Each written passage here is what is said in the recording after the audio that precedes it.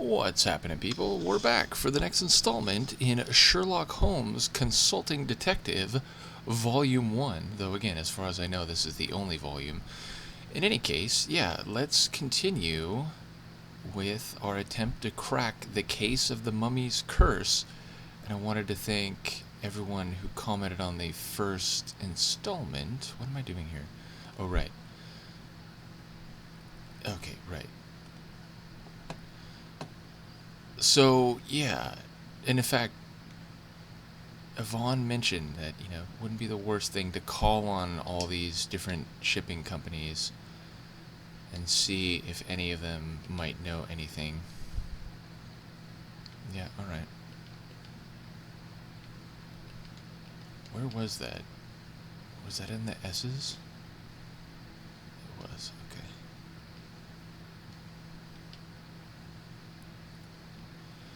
Yes. Nope, that's not what I wanted. But yeah, let's see what we can do here. I'm going to give it about an hour. If we get to an hour and I still can't figure it out, I guess we'll have to come back for a third installment. Oh!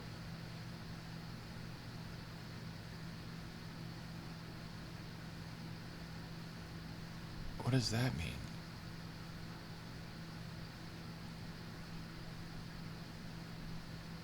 We checked on most of those people, right? We definitely tried to visit the El-Sads. They weren't... He wasn't there. Akram Fahmy was dead. Fenwick? I don't remember, but I'm pretty sure we checked on him. Where's my notes? Where is my notes? Yeah, Fenwick. I have it in my notes that he threatened Windibank. Aruburu, we went and... Or we, looked into Aruburu. Although it was after we, heard his name from someone else. And it seemed like Holmes already knew. So I think we were supposed to do that, in a different order. But okay, so is there anyone here? Clarissa Weatherby? Let's just go talk to these people. This particular shipping company.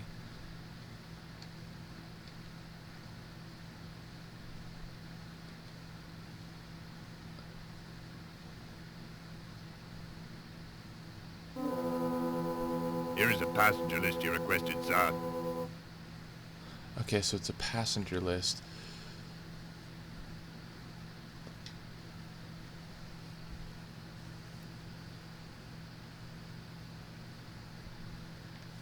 Why is it taking so long to go back to the game? Okay. Let me just have that list one more time if you don't mind. And irregulars, can you go grab that for me? So Clarissa Weatherby, did we talk to her? Oh, we did, didn't we? Yeah, we did. Because she was saying, they weren't making a lot of money.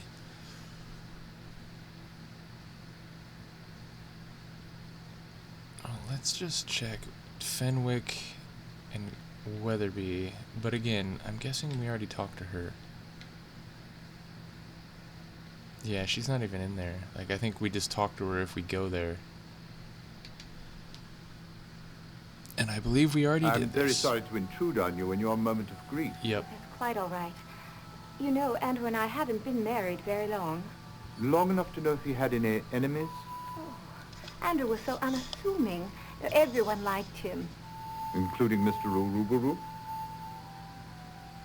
I really loved my husband. I'm sure you did. Oh, English toffee. My favorite. Would you like one? Please. Sorry. You'll have to open this yourself. I've never been any good with these things. And again, I feel like that's... she doesn't have strong hands, though I agree. It's not guaranteed that the person actually used their bare hands, even though that is what the coroner said. And we went to Uruburu's place, right? Pretty sure we did.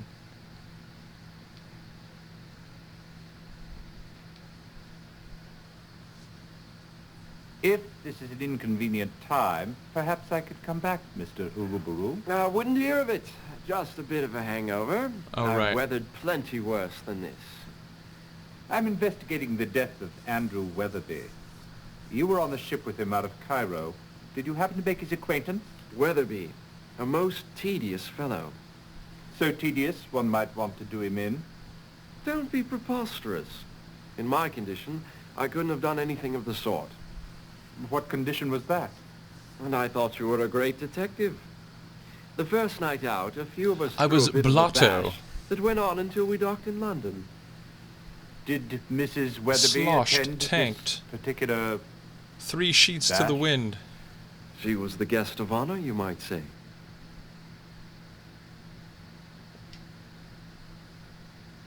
Again, that's... what does that mean? She was the guest of honor. There's definitely an implication in his phrasing there. Who was the...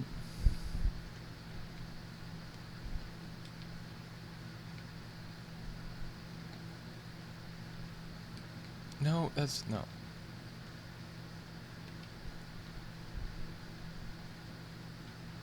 Right.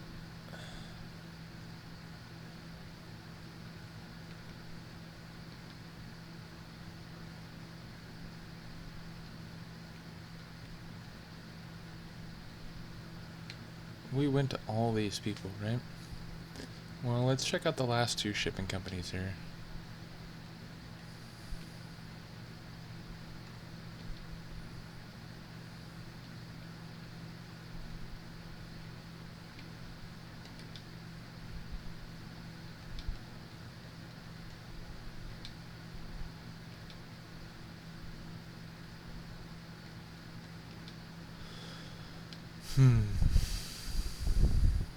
Who was the... There was one other person I was going to check on the passenger list. Oh, Fenwick, that's right. The 2 Fenwicks. Oh, and weren't they the ones who were just, like, bickering and, like, complaining about the lodgings, and then he was like, oh, God, she's such a annoyance. And then she's all dramatic because, like, oh, he never used to talk to me like this. Pretty sure. I'm sorry, but I don't know anything about the death of old... whatever his name was. Andrew Weatherby. Fact is, I only saw the gentleman once, just as we were boarding. And I'll tell you... But again, and there was a newspaper article that said Fenwick had threatened Windibank, the other guy who died.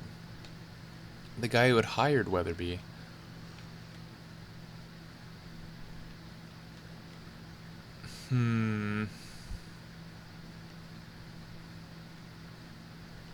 I know, nobody's home.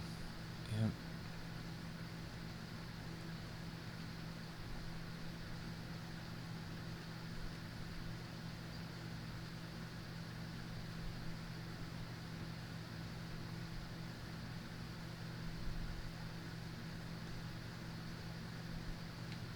Is it a law firm?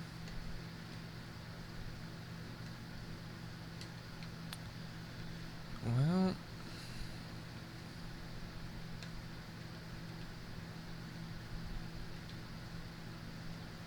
Anything to say, Reverend? Apparently not.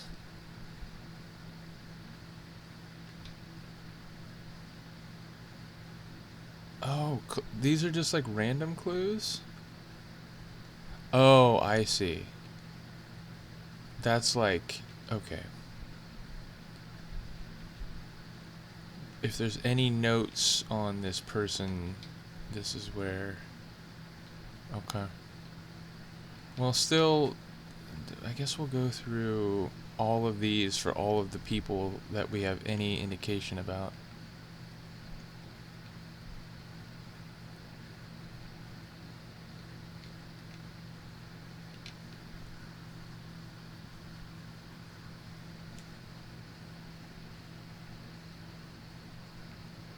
Alright, let's see if Clarence Clement has anything to say. I don't know why, like, her father would, and of course he's not in there. Okay.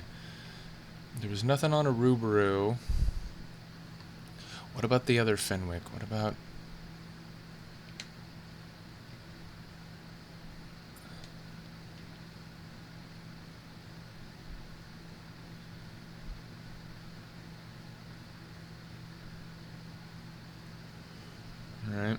Not much help.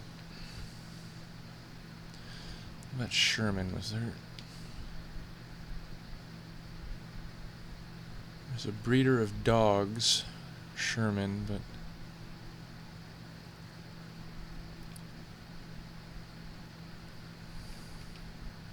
Big hands, right? Yeah. Oh, right. Again, yeah, there's like something to do with dogs.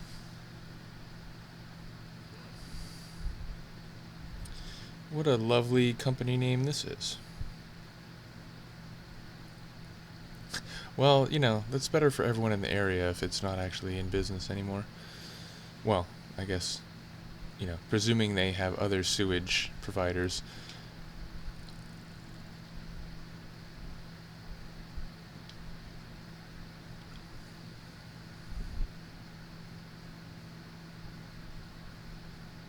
Rare antiquities buried in the deserts of Arabia. With the Anti-Vivisectionist League, yeah. And again, as far as I know, Fenwick was like involved in that. But they don't give us any hint of that.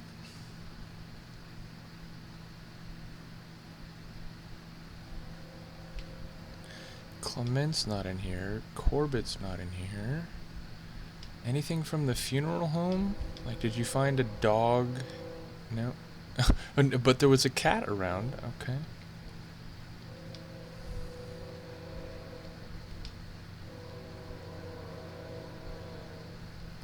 Quackfort.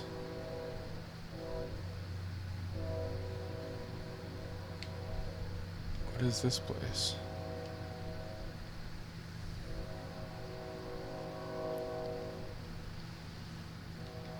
Well,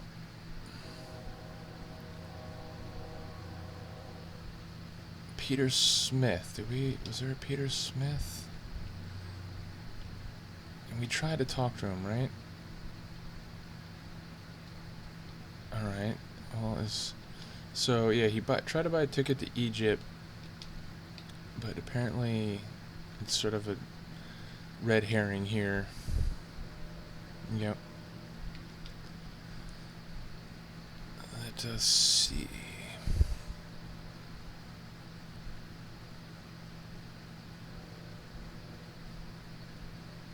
What about Turnbull?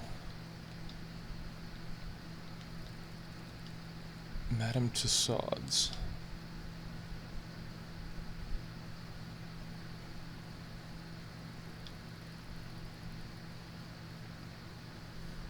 Oh, wasn't the Earl of Downey the one who wrote that letter that was like... Maybe he wrote it in his father's name? Because wasn't the Earl of Downey the one who was like, oh, you know, someone's writing slanderous things about me in the paper, saying that I'm not a real antiquities collector, or something like that? Okay. Well, he did. But again, who the fuck is the Earl of Downey? Like, what is their actual name? Because it's not like it's under D. Like Downey, Earl of.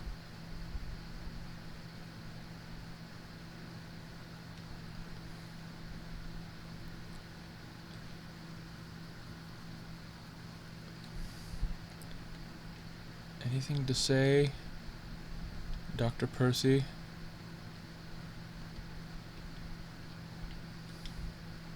I say sneaked. I still feel like snuck is the more logical past tense conjugation of that verb, but yeah, I guess sneaked is the official word. Records office, we already went there, didn't we? Reuters, do you have anything to tell me? Anything about Reuters? Oh, Zing. Is that a Zing on the name?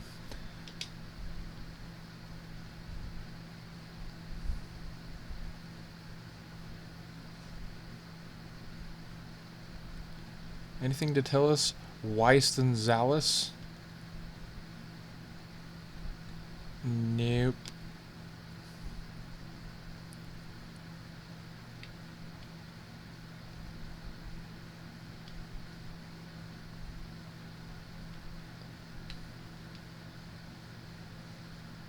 Nothing on file for Weatherby.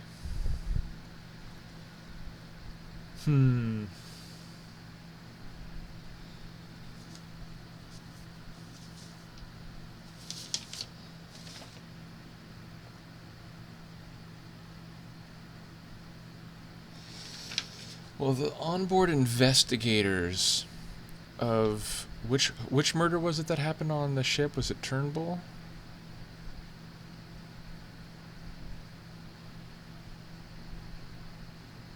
Well, any clues on him? I think we already talked to him. Yeah, we did. What about Tenny? Let's just make sure that we talked to Ramsey. I know we did, but... We had just come through a rather grueling storm, so I sent my first officer, Luther Tenney, down and... Yeah. Good old Luther.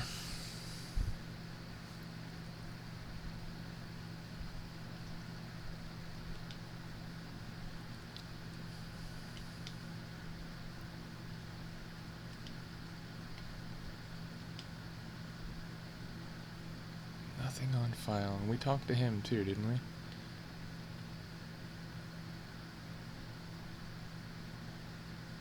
Yeah. Let me tell you, a murder, even by a 4,000-year-old mummy, was only one odd thing in a string of bad luck on this voyage. What sort of bad luck? It all started with the crew, really. Seamen are a rather superstitious lot to begin with, and the idea of carrying about a 4,000-year-old mummy had them shivering in their timbers. We almost faced a bloody mutiny. Then there were the passengers, a strange lot. I can tell you that reporter fellow, Travis, did us no service at all with his mystic mumbo-jumbo. He and Professor Winterbank had a regular war of words going on about whatever powers this mummy was supposed to have. And there was the two Arabs. Arabs? Interesting. Oh, You recall right. their name? I should hope I do. One was called Barmy. He always carried around this curious little box. No clue what was in it, but Barmy never let it out of his sight. The other one's name was Al Sard, and he spent most of his time lurking about watching Barmy. My guess is he wanted that box. Sounds like you had your hands full. I haven't even told you about the fight yet between Mr. Weatherby and Mr. Arubaru. Over what? Weatherby's wife, I'd say, though they were a tight-lipped lot about it. I see. Tell me, Lieutenant, we understand that you were the first person to discover the bobby. Sir, I was. Captain Ramsey sent me down to inspect the hold. I went immediately over to them Egyptian crates. Professor Winterbank was particularly anxious about him, you know. Could you describe the scene as you remember it? I'll never forget it. I just made my way to the back of the hold, and I noticed at the top of them crates, the one what carried the mummy's coffin was raised up kind of funny like. The coffin lid was laid off to one side, and there was Mr. Weatherby all sprawled on the floor next to a bowl of ashes. He'd been strangled by a length of the mummy's shoe. Bloody gruesome, I tell you. Poor bloke's eyes popped out like a couple of sausages on a hot iron skillet. Quite a vivid picture, don't you agree, Holmes? Quite. And you reported this to Captain Ramsey straight away? Absolutely. In fact, the captain put me in charge of the entire investigation. And what did you discover? Did anybody have any contact with Weatherby on the night of the murder? Not that I know of. I could account for all the crew. The passengers were in their cabins as far as anyone knew or would say. Nobody saw anything, heard anything, or knew anything. Besides, Weatherby was seasick from the beginning. He stayed pretty much in his cabin all the time. Maybe that's why the lovely young Mrs. Weatherby was gallivanting about. With Uruburu? Yes, indeed. And what of the bowl? Where is it now? Bowl. With the ashes. Oh, yes. You know, now that you mention it, I don't recall ever seeing it again. Well, The ashes, the bowl of ashes is obviously a clue, but I'm not sure what to do with it right now.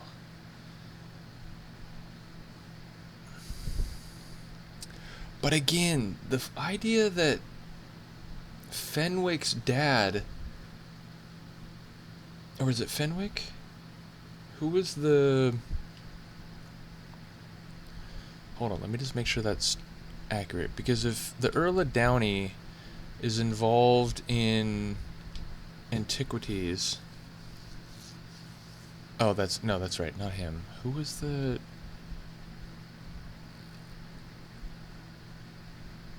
Who was the one...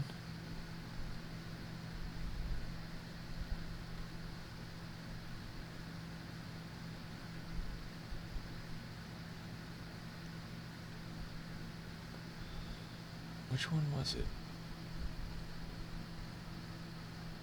Was it a Rubaru?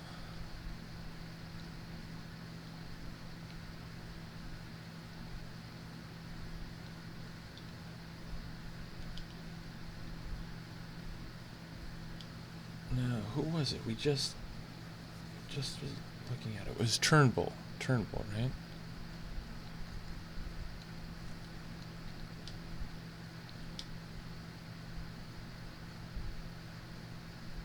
Okay.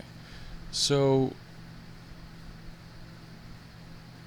Turnbull's dad and he are both into archaeology and ancient Egyptian relics or antiquities.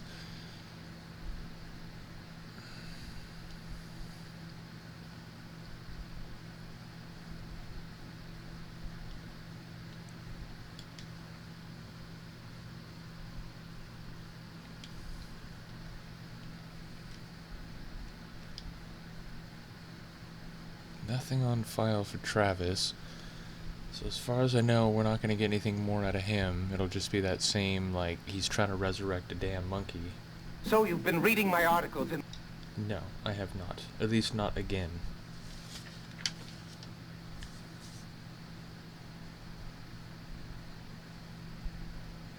I have some names that I didn't put any information next to, but if I wrote them down, I probably already tried to check for them. Yeah, Kennel's not in here. Evelyn Boring? Nope. Bickers and Son. Anything? No, we tried knocking, they didn't come to the door. Yep. Portal? Nope.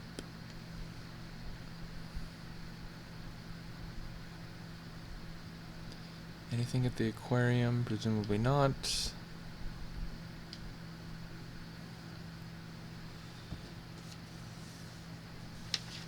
And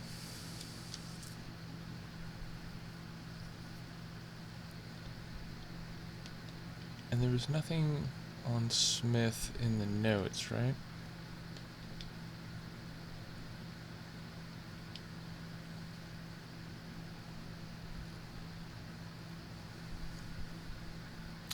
Well,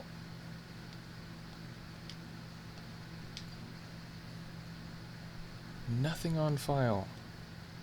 And he's like a dignitary for a foreign government. What about Fommy? We know he's dead.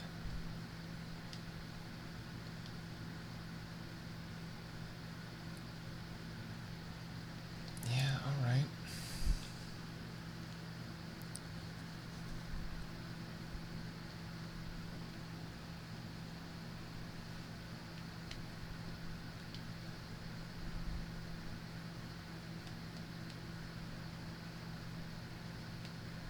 We already went here, didn't we?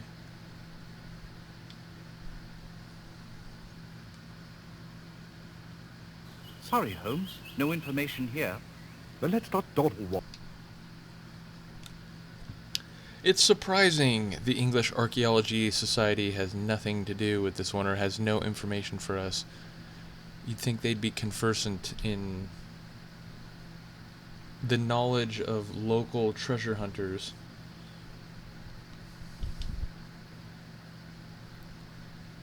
And there was nothing at Eton either, was there?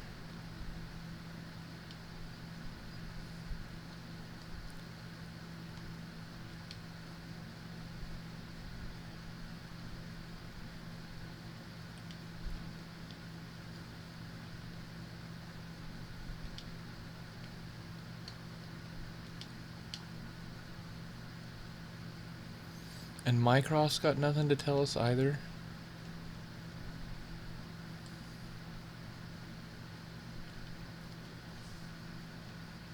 It's very odd. What about Watson? I know he's in the like, if I go try to talk to him, will it, like, actually let me... You have anything to say, Watson? How unfortunate. There's not a soul in sight. Pity. It's your house, bro. What are you talking about, Watson?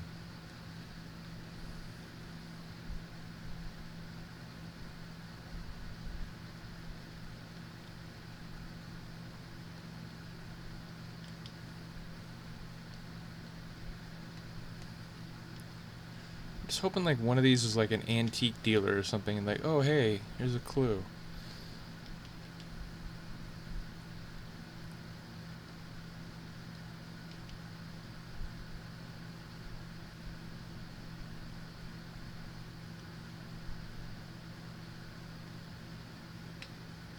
Nothing that jumps out.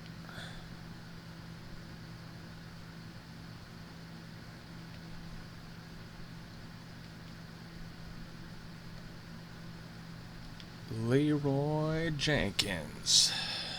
And if you know that reference, you've been paying attention to silly things on the internet for quite some time.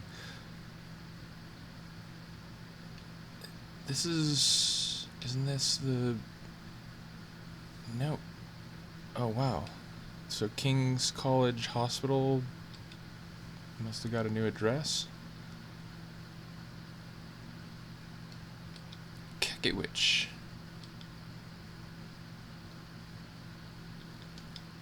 Lots of cats about.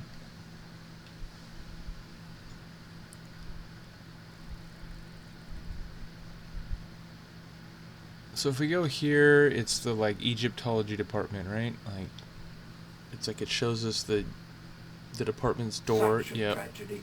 Fine men all and such outstanding scholars. I still can't quite get over the shock of it. We understand. Professor, we're looking for background information on these three men so that we can understand how their murders might tie together. Well, let me begin with Dr. Turnbull. Ebenezer Turnbull was responsible for organizing the Carteret expedition. Quite a remarkable man, really. This was the first time he teamed up with James Windibank. Professor Windibank was one of our most popular lecturers. In fact, several of his former students were also eager to accompany him. I recall him saying that he was having difficulty choosing. Weatherby turned out to be the lucky one. Though it seems far from it now, doesn't it? I suppose Smith and Travis turned out to be the lucky ones after all. Smith and Travis? Peter Smith accepted the invitation to join another expedition. As for Philip Travis, he was quite keen on accompanying Professor Windibank. In fact, he became exceedingly upset when Andrew Weatherby, a postgraduate student in the department, was chosen instead. Took it rather personally, I should say.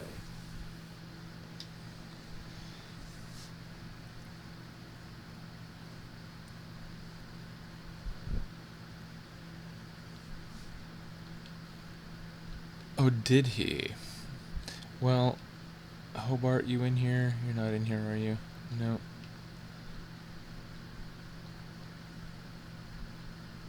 And we already... There's like nothing at the library to help us, right?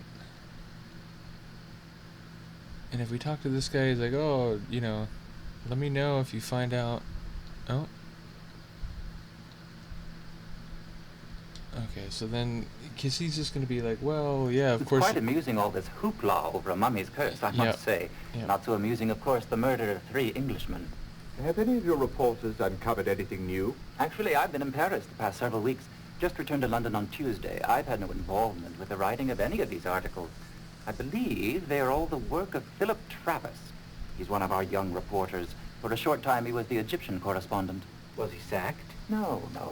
He returned to London just a few days ago. I gather he was reassigned to cover the case from here because he had some familiarity with the murder in Egypt. Do you know Travis? No, never actually met the chap, although I hear he's a bit of an odd duck. Thanks for your help, Henry. Anytime. Let me know when you catch the... I'm not going to have your quip a second time, sir. And then again, if we go to the library, I don't think there's much there.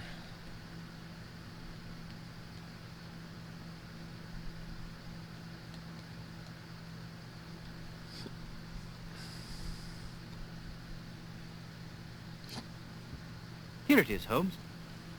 Egyptian mummies are embalmed bodies preserved to facilitate their resurrection. Many mummies have been found, and they are almost always the bodies of pharaohs.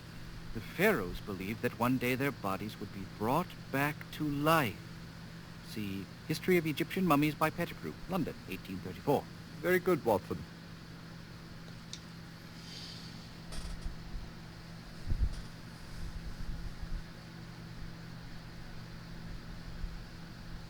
Well,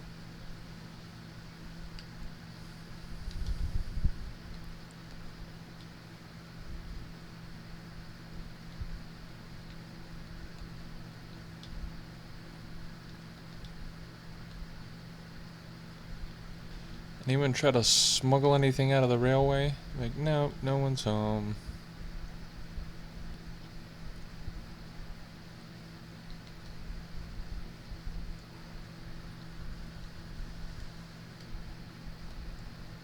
And we talked to all, we tried to, and I think the London Times and the Police Gazette, because the Police Gazette guy is one of the regulars. I think he said he had nothing that we didn't already have.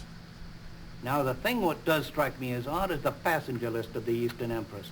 Now, I'm not saying it has anything to do with the mummy murders, mind you, but it was a bit out of the ordinary. What was Holmes? Akram Farmi, for starters. He's a well-known importer, he is. For a price, a considerable price by all accounts, he can acquire whatever one's heart desires, be it jewels, art objects, or even wild animals, if that's what you fancy. I'd say he was on board that ship to transport something very valuable. The presence of one high-powered importer on a London-bound vessel is hardly reason for suspicion. Right-o. But Abdullah al-Saad was also on board. Oh, yes. The well-known agent for the Sultan of the Ottoman Empire. You never miss a trick, do you, Holmes? Well, whatever it was what Farmi was carrying, I'd say it was something those Turks wanted to get their hands on.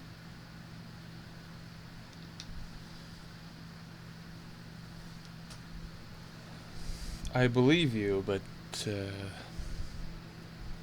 is not new information for us. And I mean, Fahmy, again, if we go there, he's just dead, and it's suggested that it's kind of a red herring, like it has nothing to do with the case. But while I'm getting tea, I'll let this play again. Hello? Is anyone there? Mr. Farmi, are you at home? Apparently so, Watson. Look. Oh, what ghastly business. Everyone will assume the mummy has struck again. Hardly a plausible assumption. This poor fellow has a knife in his back and not a scrap of sheeting about his neck.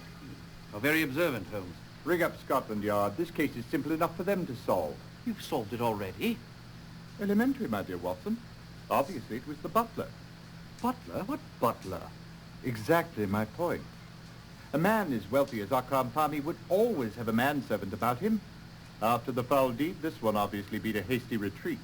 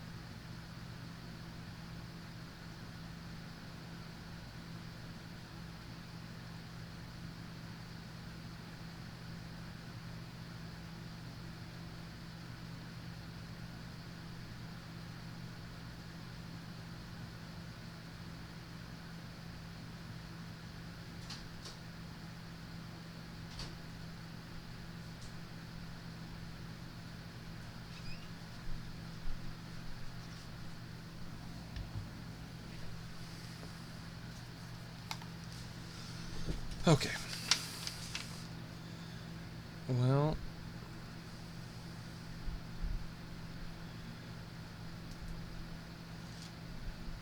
Witherspoon. Whoops. Not the mouse.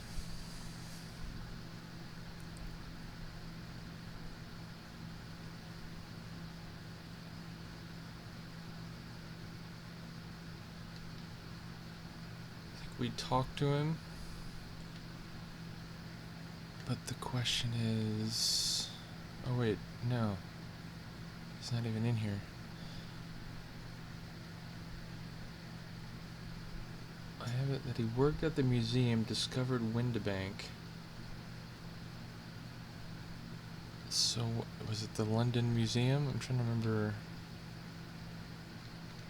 It wasn't the London Museum. What museum was it?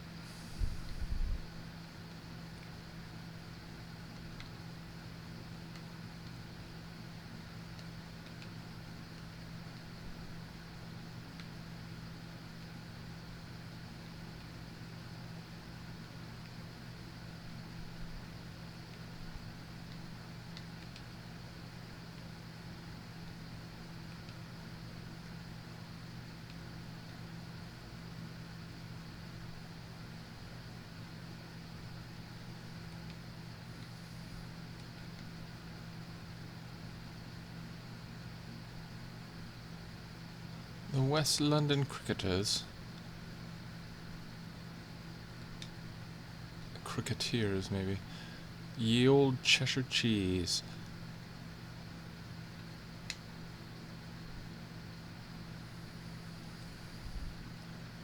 Which one was the museum?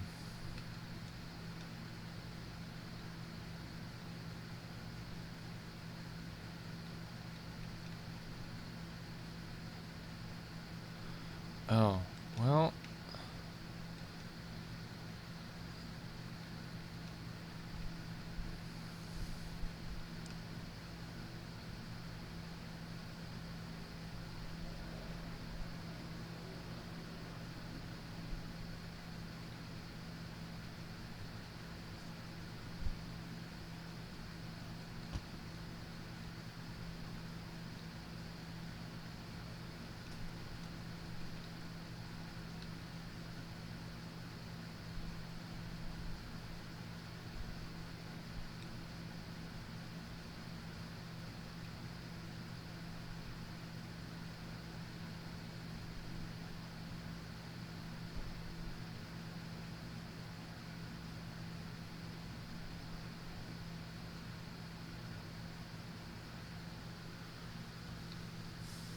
So wait, is it...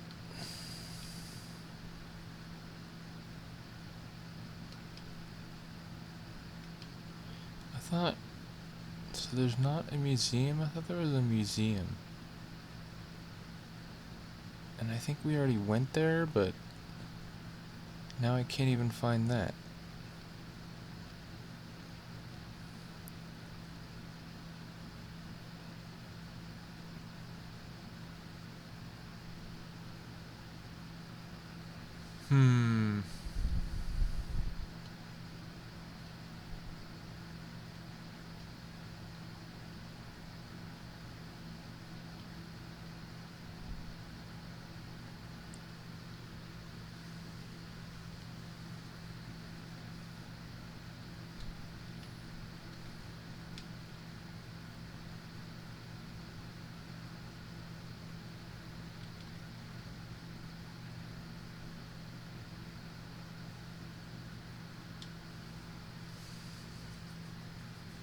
Such a tragedy.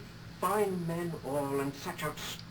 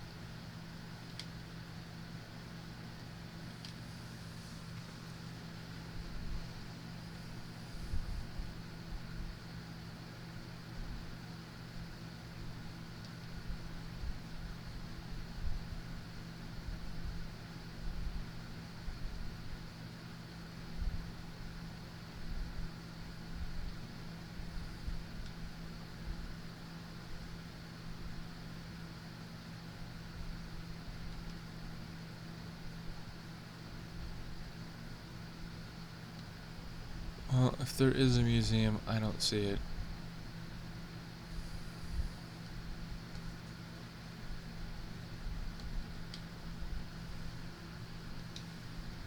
What a nightmare.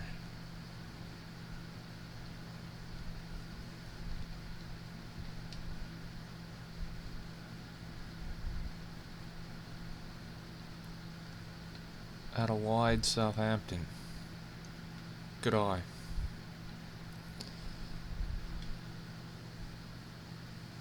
Oh dear God, why isn't Witherspoon, like, this is the person who discovered Windibank. It says worked at a museum, and I don't see anything about it.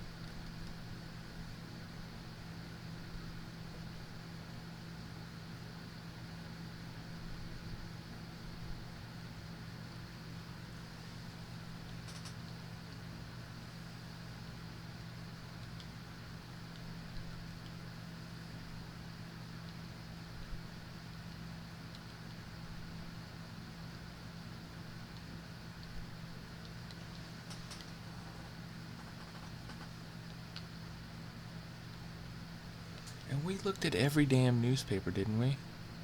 Unless somehow there's like something I missed because I didn't know what I was looking for at first.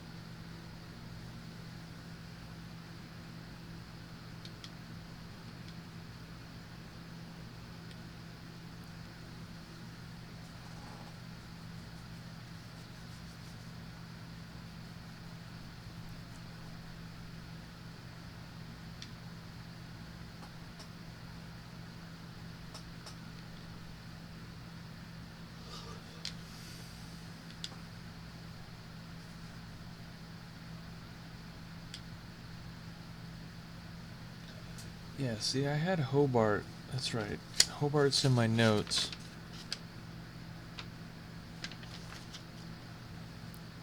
Also, what is HTB? HTB is in my notes. But there wasn't... Hobart's not in the... Yep, no Hobart.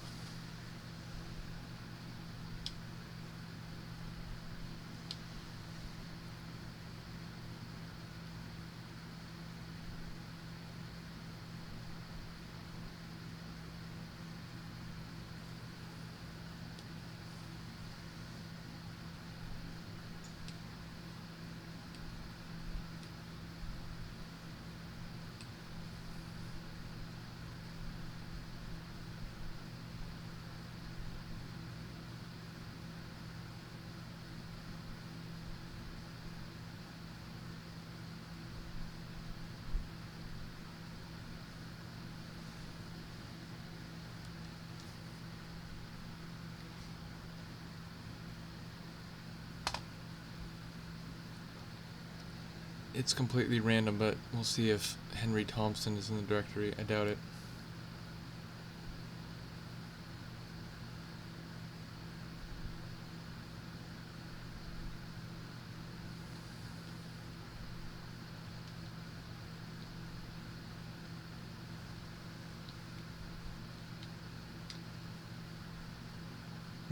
Nope. What a nightmare this is. I really don't want to try to look for a clue, but I am sort of running out of options. Just don't know what else I can look at.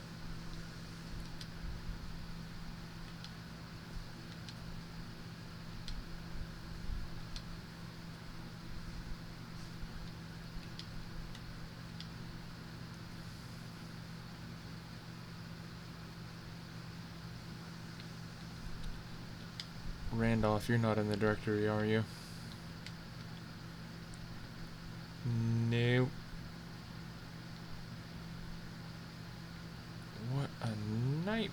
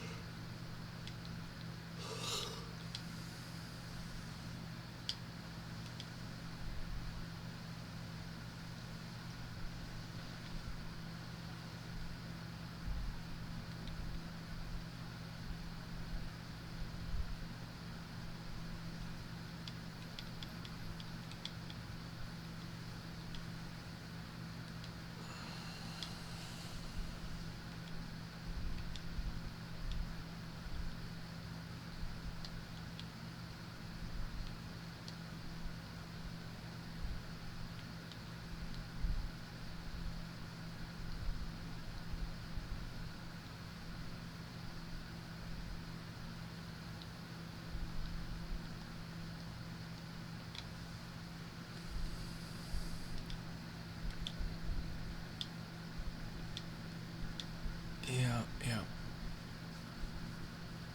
Botkin.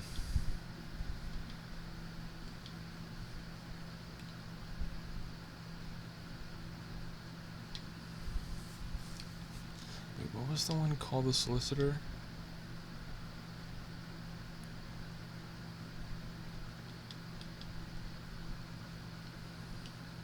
No, that's... Damn it.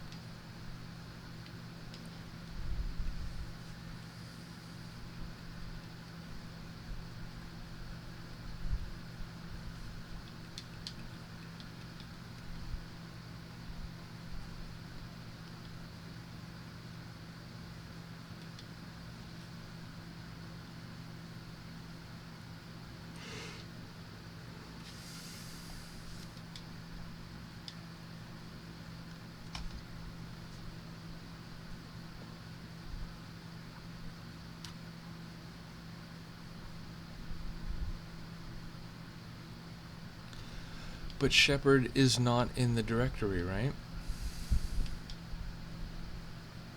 Nope, Shepard is not in the directory.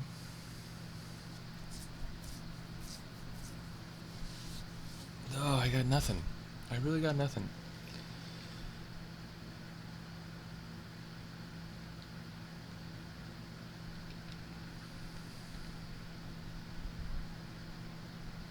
Oh, alright.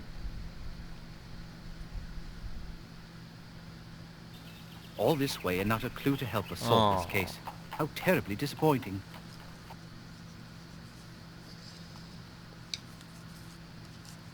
Got excited when there was a note on him, but apparently he is not relevant to this case.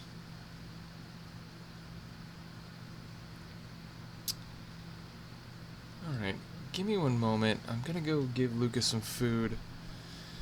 Gonna rack my brain and look through my notes one more time, and if I can't find anything, I might just try to like look for a piece of information, not like a, you know, this is the clue you have to get, just any name that I see referenced that I haven't checked yet. So I'll see if I can avoid doing that. But yeah, I feel like otherwise this playthrough, this second installment will be like nothing. It'll, you know, will be nothing new unturned. So give me a moment. Oh, I guess the passenger list, but I feel like everybody on the passenger list we already talked to or tried to talk to, and then secondarily, it's weird to me that Hobart, who got a letter from the Sultan, who was apparently the person that was paying al-Assad to try to get precious antiquities, it's curious we can't talk to him or al-Assad. Secondarily, the Sherman person who breeded dogs, can't talk to that person.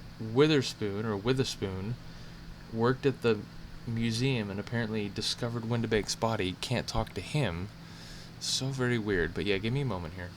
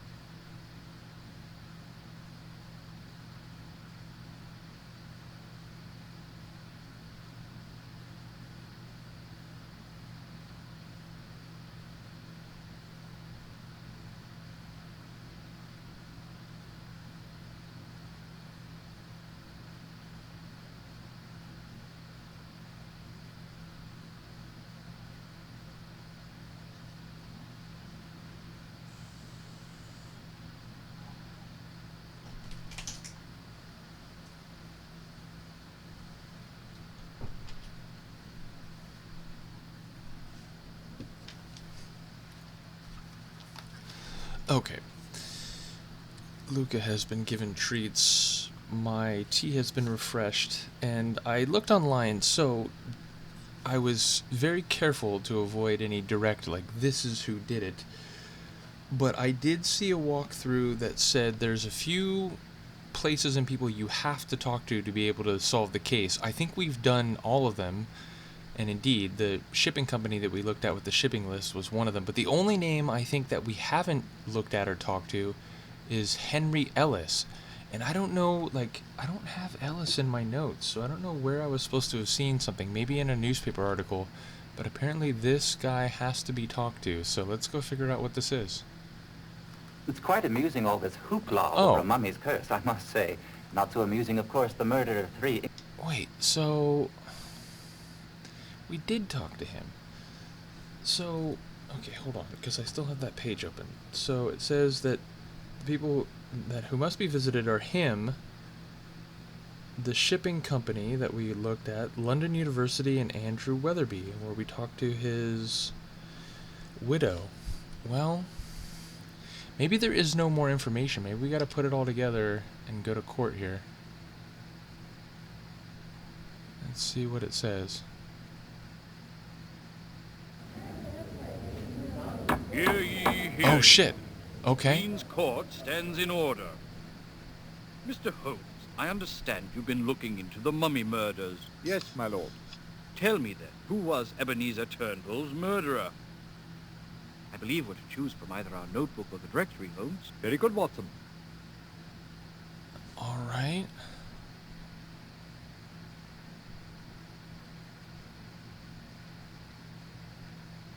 Oh, like they would be one of the murderers. No.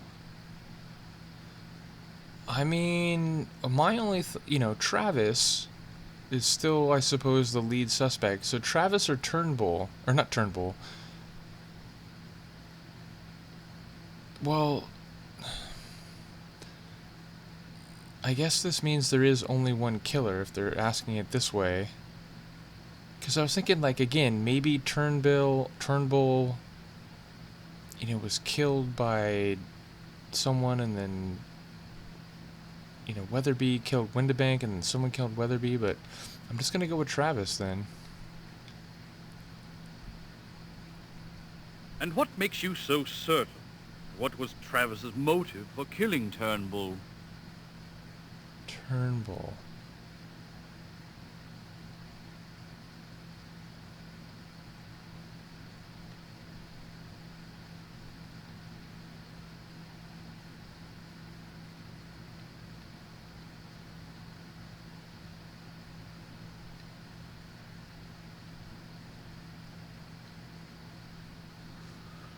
It's B, right? Because Travis was the one who wanted to go.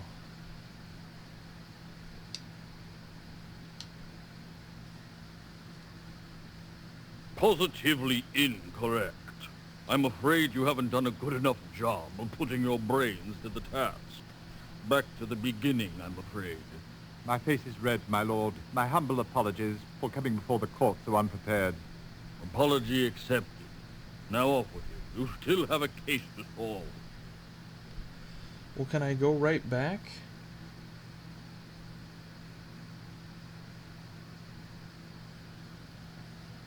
Can I go right back?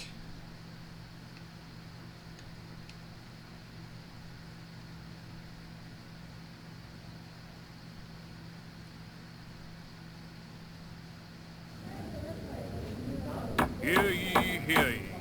The Queen's Court stands in order. Mr. Holmes, I understand you've been looking into the mummy murders. Yes, my lord. Tell me. Oh, who right. Was it was Ebenezer Windibank. Turnbull's murderer? Windibank is the one who didn't let him I go. believe we're to choose from either our notebook or the directory, Holmes. Very good, Watson. Alright. Well, then it's got to be a different reason. Or it's not Travis, I guess. But Travis is the only one that I have as a... And what makes you so certain? What was Travis's motive for killing Turnbull?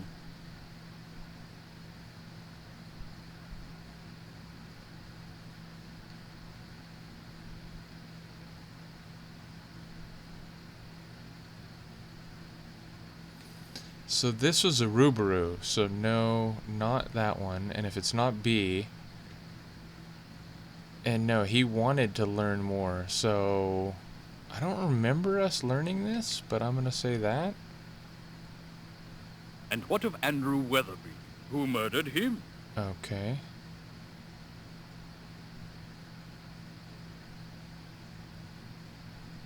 Shit. So it could be 3 different people. But we know, actually, this is the one where Travis is the biggest suspect, because he was like all pissed off that Weatherby got to go instead, right? So, you say Travis killed Turnbull and Weatherby? Yes, I believe he did, my lord. What was his motive to kill Weatherby, Holmes?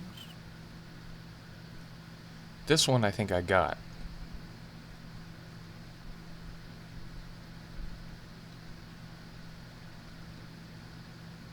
Yeah, that's the one there. Ah, revenge. The oldest motive in the book. Now, Holmes, who murdered James Windibank?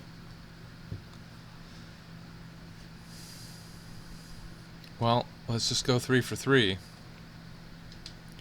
Although, again, Weatherby was the only one that I was confident in. This Travis seems to be quite a busy fellow. What made him kill James Windibank?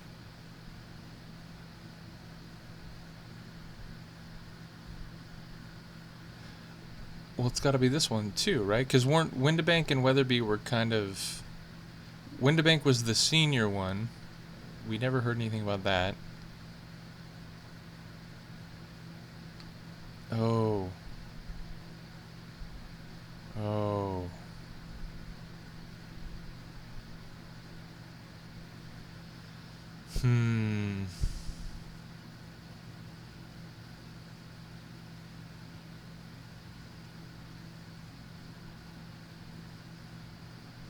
I want to pick D, but I think it's probably B.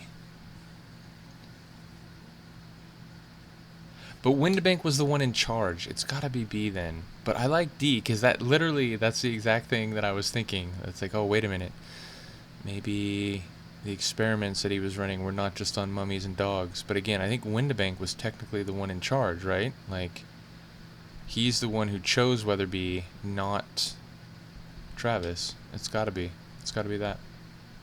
Excellent job, gentlemen. You have solved the case to my satisfaction. Hey. The court stands in recess. Until next time, of course. Alright. Do we get like a cutscene? My word, dear Holmes. Perhaps we are in the wrong business altogether. Oh. If we had been top-notch, we should have cracked this case in 26 points. I think I will ring up the university immediately and see if we might enroll in a detective course. Yo, game, you want to not slag me? Wow. So we want to... It's like golf, you want a lower score? So, like, I guess every time I went to get a clue or something, it, like, cost me a point. Every time I look at a newspaper. Well, hey, man, I solved it. Why do you gotta make me feel so bad about solving it? Wow. We're in the wrong business. I gotta go take a remedial college course. Whatever, man. Well, Watson, I believe this case is solved. And for your information, it was not the mummy. Come, Holmes. I never thought for a moment it was the mummy. Of course not, Watson. However, the murderer and the mummy did have one thing in common. What's that? They both were the only ones present at the time of the murders, except, of course, the victims. You state the obvious, Holmes. Ah, but it is seeing the obvious that is important.